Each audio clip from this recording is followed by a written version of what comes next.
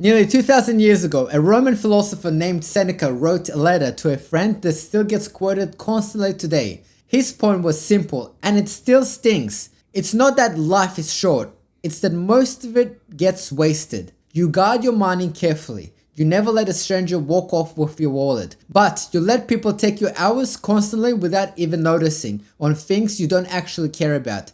That's not a time problem. That's a theft you've been letting happen. Seneca had a name for the fix, and it's not about doing more faster. It's called Vita Brevis. And here's exactly how to stop that theft. Step 1. Name the difference between busy and alive. Seneca made a sharp distinction most people will never make. Being occupied is not the same as being alive. You can feel every hour of a day and still not being able to say what any of it actually built. Busy is a feeling. A life you'd actually recognize as yours is a result. The test isn't how full your calendar looks. It's whether you could describe, at the end of the day, one thing that moved the parts of your life you actually care about, not one more inbox cleared. Quick action. Tonight, before bed, answer one question out loud. What did I actually move forward today? What moved the needle forward? Not what you did. What moved? If it's work, that might be one real decision made, not 40 emails answered. If it's health, that's the one workout, not the 10 minutes you spend researching workouts. If the honest answer is nothing, that's not a guilt trip. That's data for tomorrow. Step 2.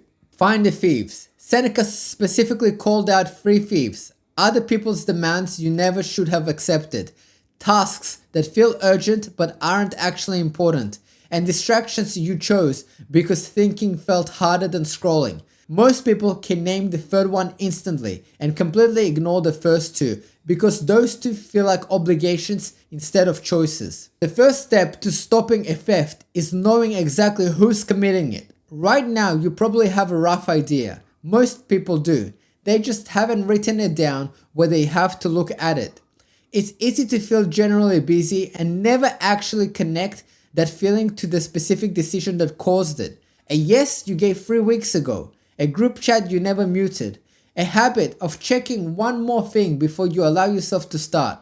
Quick action for one day. Keep a blunt running list of every time you hand your hours to something you didn't choose on purpose. A meeting that didn't need you there. A favor you resented saying yes to. 20 minutes of scrolling you didn't remember starting. Don't judge it yet. Just write it down. By tonight, you'll have a specific named list of thieves instead of a vague feeling that time keeps on disappearing. Step 3. Stop living on loan. Seneca's sharpest line was aimed at people who plan to finally start living once they retire, once they hit some future milestone, once conditions are perfect and all the planets align, as if the current version of their life is just a waiting room. He called this living as if borrowed on credit against the future that was never guaranteed to arrive. You've probably got your own version of that someday account. The trip, the relationship, the conversation, the career change, the health, the wellness, all filed under later isn't a plan. It's a way of not deciding while feeling like you did. Seneca watched wealthy, powerful Romans do this constantly. Men who could have anything they wanted, still telling themselves that they'd finally start living once more obligations cleared. It never cleared. It never does. There's always a plausible reason this particular week isn't the right one. So quick action. Pick one thing currently filed under someday and move one real piece of it into this week. Not the whole trip. Just booking the actual dates, not the whole career change, just sending the message to somebody already doing the job you want. Not the whole conversation, just saying the first sentence out loud to yourself so that it's a rehearsal instead of theoretical. Not the full workout, just one push-up. Just get the ball rolling. Small, real, this week, not someday. I implemented that myself. For 2 years, I couldn't start exercising. I had all the weights. I had the barbell, I had the dumbbells, and I still couldn't exercise. And then I said, I'll just do dedicated 15 minutes. I set the timer for 15 minutes, and I lifted the dumbbell. As soon as it went 15 minutes, the timer went off, I stopped.